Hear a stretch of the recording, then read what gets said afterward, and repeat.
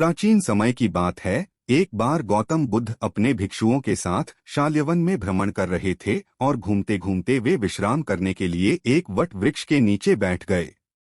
वे सभी साथ में बैठे थे और अचानक धर्म पर चर्चा शुरू हुई।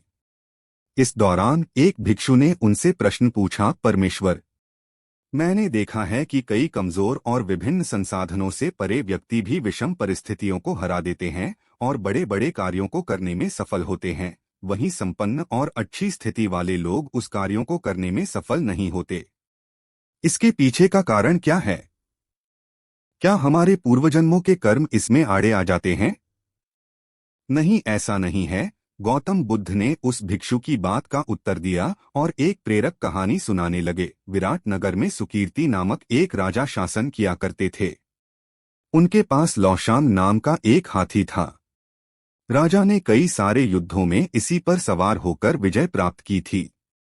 बालावस्था से ही लौशान का इस प्रकार प्रशिक्षण किया गया था जिससे वह आगे चलकर युद्ध कला में निपुण हो सके।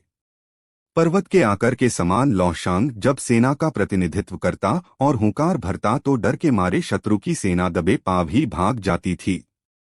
जैसे व्यक्ति जन्म के बाद युवावस्था से होता हुआ जरावस्था को प्राप्त होता है, उसी प्रकार लौशांग भी बूढ़ा होने लगा। उसका शरीर कमजोर पड़ने लगा और तेज भी समाप्त होने लग गया। वह अब हाथीशाला में केवल शोभा मात्र बनकर रह गया था।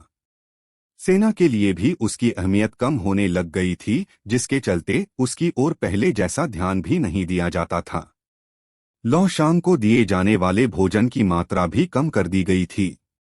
एक बुजुर्ग सेवक उसके लिए भोजन और पानी की व्यवस्था करता था, लेकिन वह भी अक्सर ऐसा करने में चूक जाता था। परिणामस्वरूप हाथी को भूखा प्यासा ही रहना पड़ता था।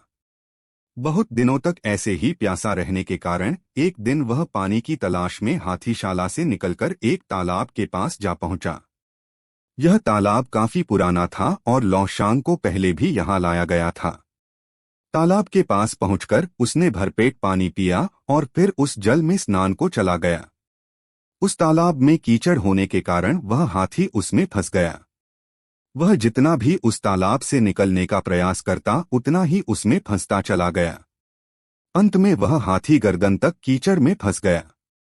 जब राजा तक यह खबर पहुंची तो उन्हें बहुत दुख हुआ।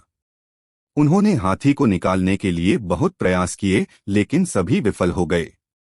उसकी यह दयनीय दशा देखकर वहां मौजूद सभी लोग निराश हो गए।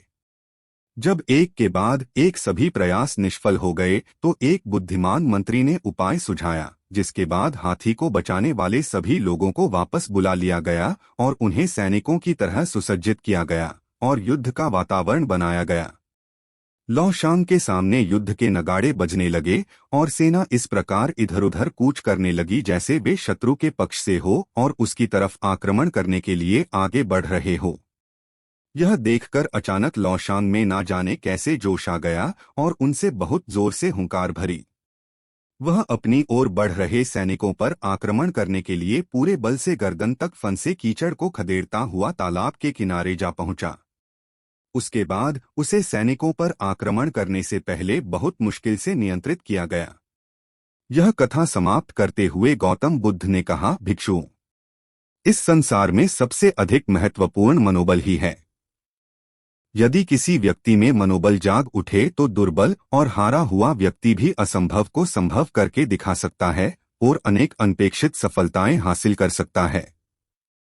इस प्रेरक कहानी से हमें यह सीख मिलती है कि मन के हारे हार है और मन के जीते जीत, अर्थात यदि व्यक्ति मन में ठान ले कि उसे जीतना ही है तो कितनी भी विषम परिस्थिति हो वो उसे विजय प्राप्त करने से नहीं रोक सकती है। इसलिए हमेशा खुद पर विश्वास रखिए, आपको सफलता अवश्य मिलेगी।